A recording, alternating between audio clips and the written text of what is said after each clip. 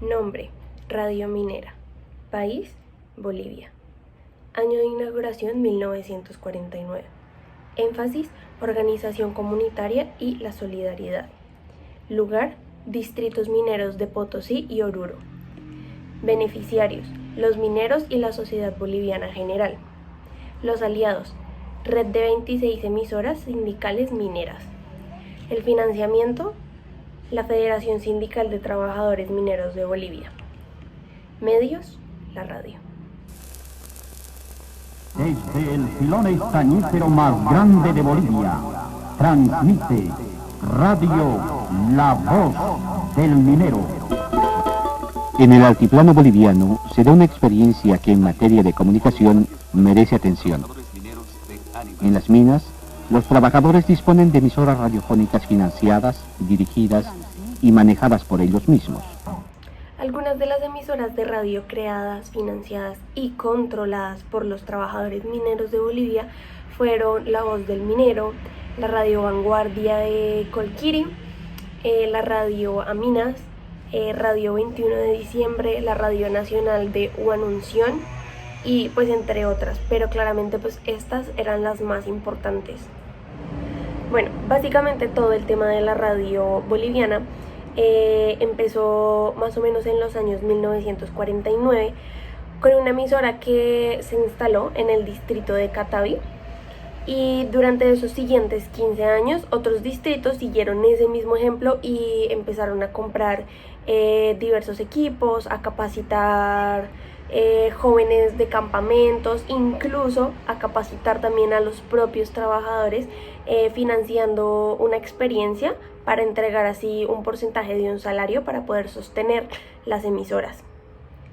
Las radios en este entonces empezaron con cosas muy básicas, estaban equipadas con lo más mínimo, con lo necesario para poder hacer una transmisión. Algunas lograron obtener un apoyo internacional y se convirtieron en unas emisoras mucho más sofisticadas, con mejores equipos y mejores instalaciones. También incluso varias edificaron salones en donde hacían actos junto a la emisora. Esto lo hacían con el propósito de poder transmitir en directo las reuniones sindicales. Digamos, algo muy alusivo fue en la Radio Vanguardia, que decoró su salón con un mural que narraba toda la historia del centro minero en Colquiri. Hay una escena muy particular del mural que describía los bombardeos de los aviones de la Fuerza Aérea Boliviana en 1967, cuando el país pues estaba sometido a una dictadura militar. Bueno, ya hacia los años 70 había 16 emisoras en funcionamiento y casi todas de ellas estaban ubicadas en los distritos mineros del altiplano de Bolivia. En ese momento los sindicatos mineros aún eran muy importantes y eran considerados como la vanguardia política en América Latina. Estas radios mineras se integraban mucho en la vida cotidiana de las comunidades y empezaron a verse como ciertas alternativas, por decirlo así, de lo que eran los servicios de teléfono y correo. En ese entonces la gente utilizaba este medio para las asambleas de comité de amas de casas, también transmitían mensajes los dirigentes sindicales sobre sus negociaciones con el gobierno y la capital. Entre los jóvenes también se mandaban mensajes de amor, también se escuchaban invitaciones para asistir a un nuevo grupo teatral o diversas cosas así, lo cual era muy chévere y muy bonito porque de cierta manera la radio tenía como una conexión con la comunidad. También cabe aclarar que en los momentos de conflicto político o diversos conflictos que hubieran en el país, las radios sindicales, las radios mineras, eran la única fuente confiable que podía llegar a ver en cualquier lugar. Ya que, digamos, los militares atacaban periódicos, atacaban estaciones de radio, de televisión en diferentes ciudades, pues la única información disponible y segura llegaba a través de las radios mineras.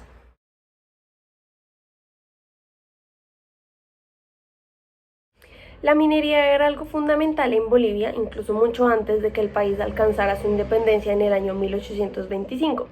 Estas exportaciones estaban basadas fundamentalmente en lo que era la plata y el estaño, hasta que la economía del país empezó a transformarse en las últimas décadas del siglo XX. Bueno, desde la independencia de Bolivia, que como lo dije anteriormente se dio en el año 1825, hasta mediados de los años 70, la minería continuó siendo la principal actividad económica y generadora de ingresos en el país. La plata, digamos que se hizo menos importante, pero Bolivia sí se convirtió en el segundo productor mundial del estaño. A mediados de los años 50 los minerales presentaban el 70% de las exportaciones.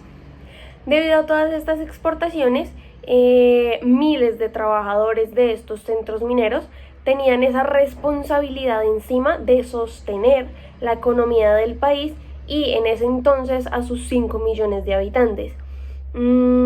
También era claro que ningún gobierno podía permitirse ignorar la opinión política de los mineros, y más aún cuando sus sindicatos tenían fama de ser los más democráticos y políticamente avanzados en toda América Latina.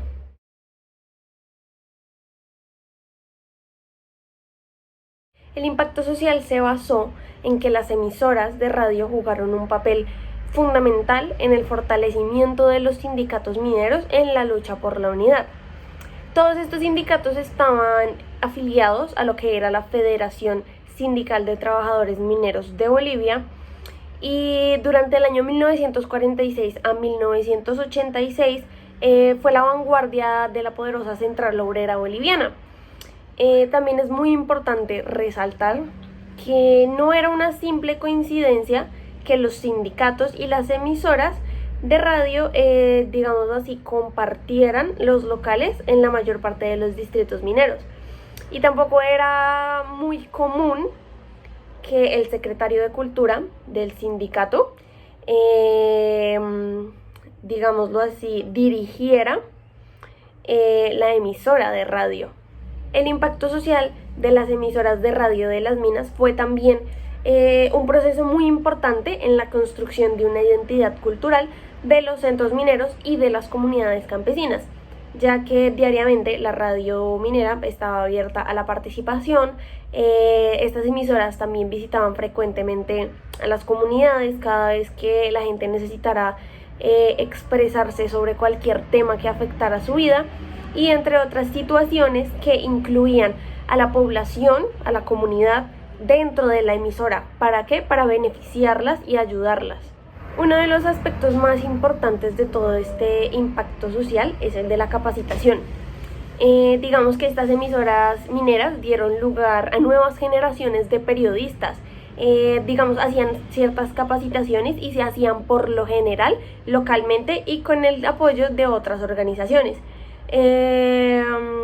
Con el tiempo, muchos de los periodistas o locutores que empezaron su actividad profesional en estas radios mineras se convirtieron mucho más adelante en conocidos radialistas al emigrar de la ciudad.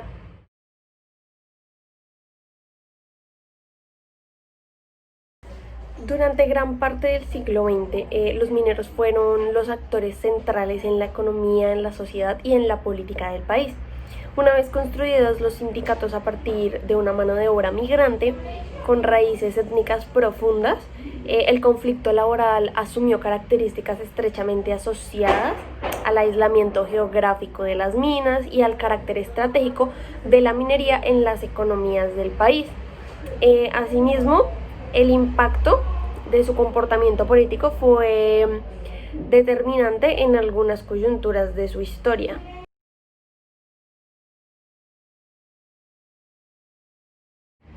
Las radios mineras de Bolivia establecieron los principios de la comunicación participativa incluso antes de que el término fuera apropiado.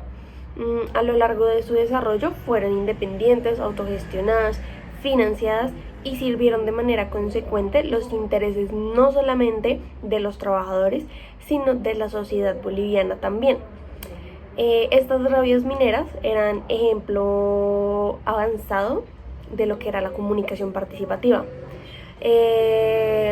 Como anteriormente lo había dicho, estas radios fueron concebidas, financiadas y equipadas por los mismos trabajadores mineros y fueron dirigidas en sus aspectos técnicos y administrativos por los trabajadores que aprendieron todo este proceso y todo este trabajo de elaborar los contenidos y de producir los programas localmente.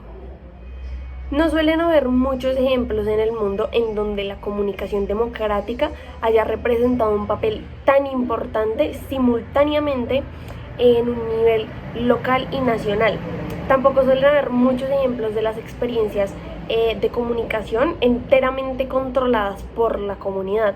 Y digamos, si ese hubiese sido el caso, las emisoras mineras no habrían tenido la influencia política y social que tuvieron en el país en ese momento.